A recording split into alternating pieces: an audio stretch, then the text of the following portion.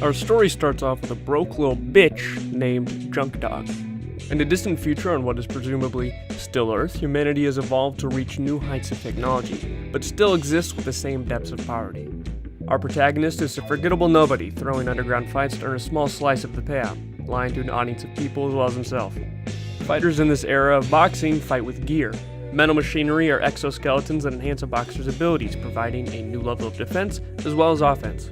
Junk Dog, as his name suggests, fights with scrapped-together set of gear, hardly fit enough to fight with, but fit enough to throw fights with for sure. Recently in the events of the story, an international boxing tournament has been announced by the nearby Sharada Group, a stereotypical corporation that's doing shady stuff in the background. And of course, Spunk Dog wants in.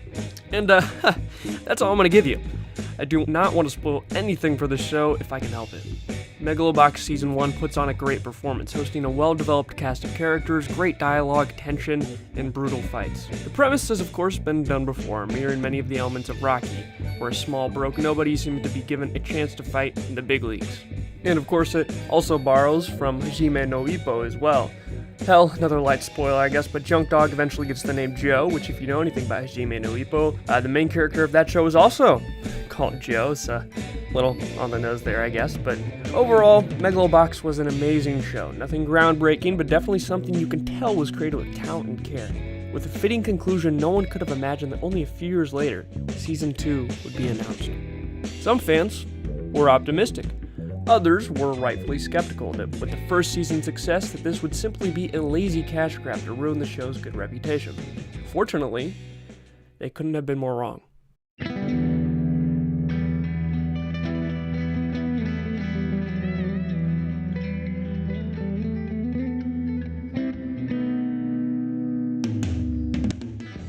Megalobox Season 2, also known as Megalobox Nomad, takes place 7 years after the ending of the first season.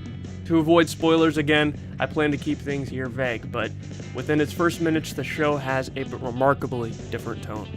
Joe is turned to a fucking mountain man, and as an audience member you're left entirely in the dark about what's happened since those last moments from the first season. Much of this season is spent piecing together the fragments of what occurred in those past 7 years, and to say the answers are entirely easy would be an understatement. Although we as an audience are still very much stuck in the events of the first season, the world of Megalobox is content to continue on without us. Characters have died, others have grown old, and some are simply nowhere to be found. The world, and more noticeably, the Joe we knew at the end of the first season, are almost unrecognizable, both in character and physical appearance. Though slowly over the course of its 13 episodes we get answers to what happened, and some of which of course aren't easy, with what ultimately seems to be a final send-off for the series.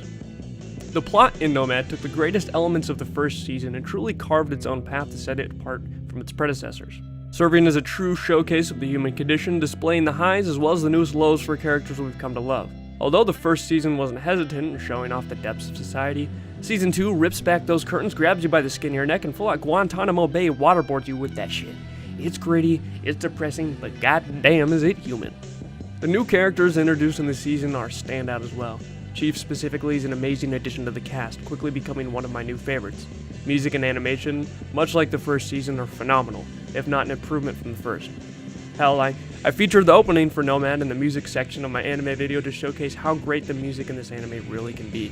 Now of course, Nomad as well as Megalobox as a whole isn't without its flaws. One of the easiest criticisms to launch against the show is that its villains are, well, not always fleshed out.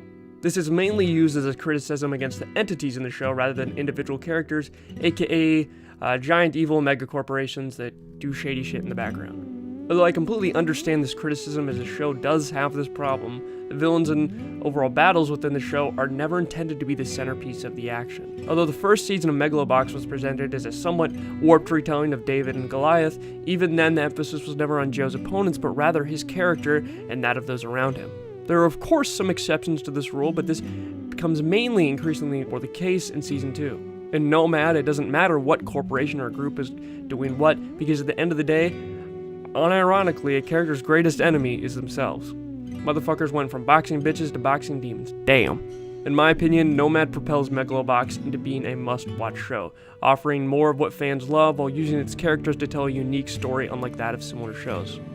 I highly recommend Megalobox. It's one of the best anime I've watched in my opinion, and I'm hoping you might feel the same way too. Thank you everyone for tuning into today's shorter video. I've been fairly busy with work and school, but I didn't want to go through too long of a content drought for you guys. Special thanks to this month's patrons. Yes, with a fucking S. Thank you again to Mads, and of course, a big welcome to our new patrons, Sherry, Commander Cha-Cha, and Dave the Unknown. It really doesn't mean the most though. Also, thought I'd let you guys know that my first outtakes video has been uploaded on there for my patrons to check out as well. If you'd like to support the channel, link is in the description, and if you'd like to check that out, well, link is still in the description. If you're still listening, I hope you have an amazing rest of your day, and if you have any free time, watch this fucking show. And, take care.